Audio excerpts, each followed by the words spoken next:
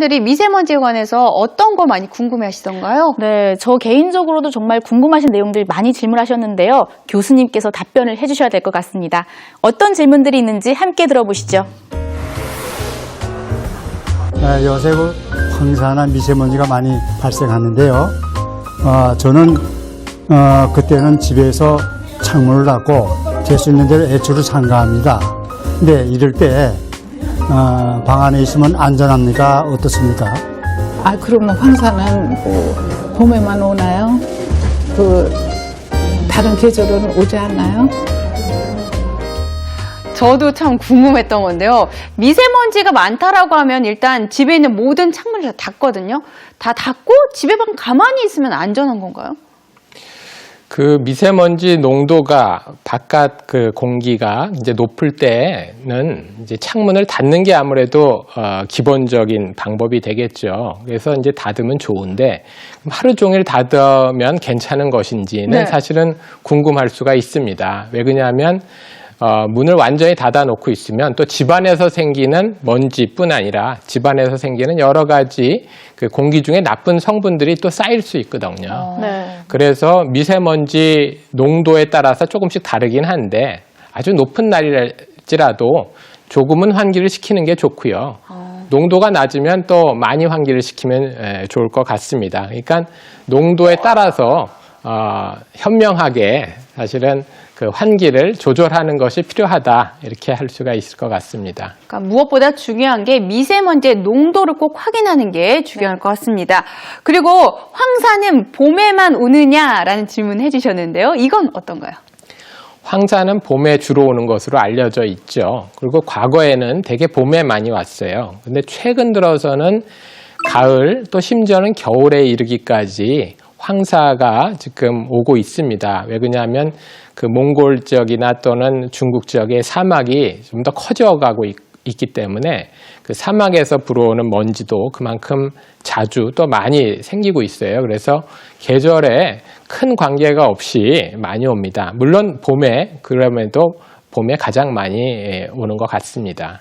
네, 저는 환기를 좀 자주 안 시키는 편이었는데 농도에 따라서 그래도 환기를 해주는 게 좋다라는 말씀이군요. 네, 계속해서 또 어떤 질문들이 있는지 화면으로 직접 확인해 보시죠. 주위에서 삼겹살이나 이렇게 기름기 있는 걸 먹으면 미세먼지를 방지해준다. 아니면 뭐 미세먼지나 중금속 들어있는 거가 다 빠져나간다. 이런 소리를 들었거든요. 사실이 그런지 알고 싶습니다. 네, 저는 사실 먹었어요, 삼겹살을 벌써. 네. 네, 오늘 미세먼지 좀 쫙 빼자 이래서 삼겹살 먹었는데 우리 많이 먹지 않나요? 맞아요. 사실 저도 그 얘기를 많이 들었습니다. 이 삼겹살을 먹으면 목에 있는 먼지들이 삼겹살 기름을 통해서 쫙 내려간다라는 얘기를 많이 들었는데 교수님 이 말이 사실인가요? 네, 많이들 그렇게 알고 있고 또 이야기되고 있는 것 같습니다. 사실은 과거에 특히 이제 일제시대 때 우리가 광산촌에서 이제 먼지, 탄광을 하게 되면 먼지가 많지 않습니까? 이제 그 경우에 삼겹살이나 이런 고기를 먹으면 버틸 수 있었기 때문에 아마 이런 얘기가 나온 것 같아요. 그러나 현재 과학적인 측면에서 보면 그렇게 근거가 있는 이야기 같지는 않습니다. 그렇다면 우리 몸속에 쌓인 미세먼지를 없애는 데 좀 도움이 되는 음식이 있을까요? 미세먼지는 기본적으로 염증을 일으켜서 여러 가지 병을 일으키는 것입니다. 따라서 염증을 줄일 수 있는 여러 가지 방법을 쓰는 것이 중요한데 가장 대표적인 게 물을 자주 드시는 거예요. 그러면 혈액 속에서 훨씬 더 염증 수치가 낮아질 수 있고요. 또 하나는 우리가 야채 또는 과일같이 비타민이 많이 들어있는 음식을 먹으면 또 비타민이 염증에 상대적으로 염증을 낮추는 작용을 많이 하거든요. 그래서 이런 신선한 음식을 많이 먹으면 그만큼 더 좋을 수가 있을 것 같아요. 직접적으로 미세먼지를 제거하는 것보다는 여러 가지 비타민C 있는 과일, 채소 많이 먹고 물 많이 먹어서 배출하라 이런 말씀이시군요. 네. 그런데 사실은요, 우리 어르신들 가장 궁금해하셨던 질문은 마스크에 대한 부분이었습니다. 어떤 질문들인지 들어보시죠. 감기 들었을 때만 마스크 사용을 하는데 황사 먼지에도 마스크만 쓰면 그 황사 먼지에 신경 안 써도 돼요? 황사 마스크 그거를 다시 빨아가지고 재생해서 써도 되는지 그것도 궁금하고. 맞아요. 사실 저도 궁금한 게 부득이하게 외출을 하게 될 경우 마스크를 쓰면 미세먼지를 좀 차단할 수 있는 건가요? 확실한 효과가 있나요?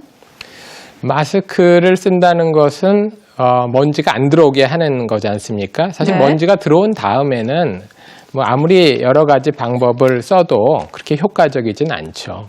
결국은 먼지가 들어오지 않게 차단하는 것이 가장 효과적인데 그중에서 마스크는 상당히 효과적이라고 볼 수 있습니다. 단지 마스크를 쓸 때 잘 선택해서 잘 쓰는 것이 중요한 것 같습니다. 네. 그럼 마스크 좀 어떻게 선택을 해야 되는 건가요, 교수님? 우리가 선택할 수 있는 방법이 있을까요? 시중에서 우리 여러 가지 마스크를 팔죠. 특히 이제 약국에 가면은 이제 황사용 마스크 또는 미세먼지용 마스크 이런 것이 있습니다.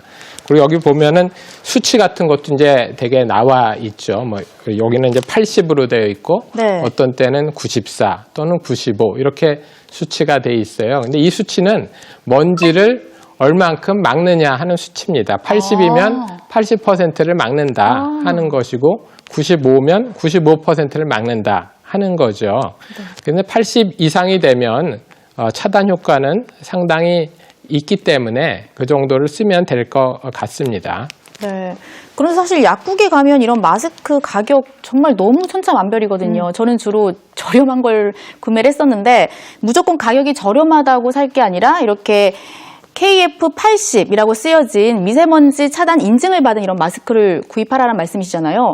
그런데 교수님 저는 또 보니까 이렇게 KF94라고 쓰여진 마스크 또는 뭐 KF99라고 쓰여진 마스크도 많이 봤어요. 이런 걸 우리 어르신들이 사용을 해도 관계가 없는 건가요? 어떤가요? 많이 차단하면 더 좋을 것 같은데요. 네. 그렇죠. 수치가 높으면 많이 차단하기 때문에 그만큼 몸에 들어오는 먼지는 적어집니다. 근데 많이 차단한다는 것은 많이 막기 때문에 숨 쉴 때 좀 힘들어지죠. 사실은 80 정도 돼도 마스크를 쓰고 달리기를 한다 그러면은 좀 불편합니다. 그래서 수치가 아주 높으면 많이 불편해질 수도 있기 때문에 젊은 사람들은 95 정도 쓰는 것도 괜찮은 것 같아요. 근데 어르신들은 너무 높으면 이제 숨을 쉴 때 거북해지기 때문에 80 정도 괜찮지 않을까 생각합니다. 80 정도면 웬만한 미세먼지는 좀 다 걸러낼 수 있다 그런 말씀이시죠? 네. 네, KF80 우리 어르신들 꼭 기억하시고요. 마스크가 어떤 건 좀 또 크고 어떤 건 좀 작아서 이걸 어떻게 써야 될지 구분이 잘 안 갈 때가 있거든요. 어떻게 착용하면 될까요? 마스크 쓰는 것도 아주 중요한데요. 사실은 얼굴 형태도 다 다르기 때문에 어떤 것이 딱 좋다라고 얘기할 수는 없는데 가장 중요한 것은 이런 마스크를 사면 여기 이제 코를 맞출 수 있는 이런 부분이 있어요. 네. 대개 황사 마스크는 다 있습니다. 그래서 이 부분들을 코에 잘 맞춰서 코가 틈이 생기지 않게, 왜 그러냐면 마스크를 써도 대개 코의 틈을 통해서 먼지가 많이 들어갈 수 있거든요. 그래서 그 코 부분을 잘 맞추고 딱 맞춰서 쓰는 것이 아주 중요할 것 같습니다. 그러니까 마스크를 착용할 때는 코에 맞춰서 코와 입을 동시에 다 가리도록 네. 쓰는 게 중요하다고 말씀해 주셨습니다. 네. 또 우리 어르신들께서 마스크 한 번 쓰고 이거 좀 버리기 아까워서 세탁을 해서 쓴다라고 말씀해 주셨는데요. 세탁하는 거 괜찮나요? 사실 마스크를 여러 번 쓰면 좋을 것 같아요, 저도. 근데 이 마스크는 한번 세탁을 하게 되면 이 먼지 투과율이 아주 달라집니다. 그래서 효과가 아주 떨어지게 돼요. 그래서 그걸 재사용하게 되면 쓰긴 해도 차단을 하는 게 적어지기 때문에 효과가 많이 없어지는 거죠. 그래서 지금 현재 나오는 마스크들은 대개 일회용 마스크라고 보시면 될 것 같습니다. 가격도 비싸서 다시 재사용하고 싶은데 반드시 버리고 또 새 것을 써야 되는군요. 네. 마지막으로 우리 어르신들 미세먼지에 대해서 걱정이 많으세요. 좀 당부해 주시는 말씀이 있다면요.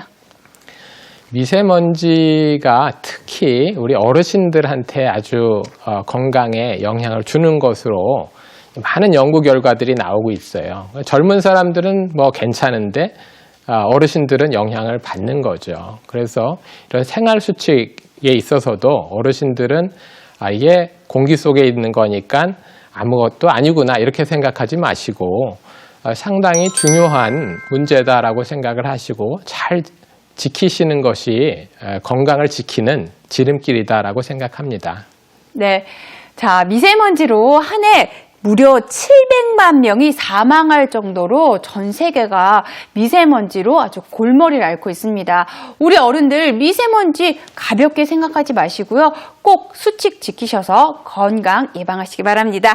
자, 오늘 도움 말씀 주신 서울대학교 의과대학 환경보건센터 홍윤철 교수님 다시 한번 감사드립니다. 감사합니다. 네, 감사합니다. 고맙습니다, 교수님. 네, 오늘 좀 미세먼지에 대해서 알아봤는데요. 민지 씨, 다음 시간에 준비된 내용은 어떤 건가요? 네, 5월 가정의 달이잖아요. 이 가정의 화목과 또 평화를 위해서 조부모 육아에 대한 얘기 나눠볼 건데요. 조부모 육아를 맡기는 우리 맞벌이 부부와 또 어르신들의 다양한 의견들을 모아봤습니다. 기대하셔도 좋을 것 같습니다. 네, 조부모 육아 말만 들어도 좀 머리가 지끈지끈해지는데요. 저희가 알맞은 해결책 제시해드리도록 하겠습니다. 저희는 내일 약속된 시간에 찾아뵙도록 하겠습니다. 오늘 함께해 주셔서 감사합니다. 낭낭할배, 낭낭할매님들 오늘도 행복하세요.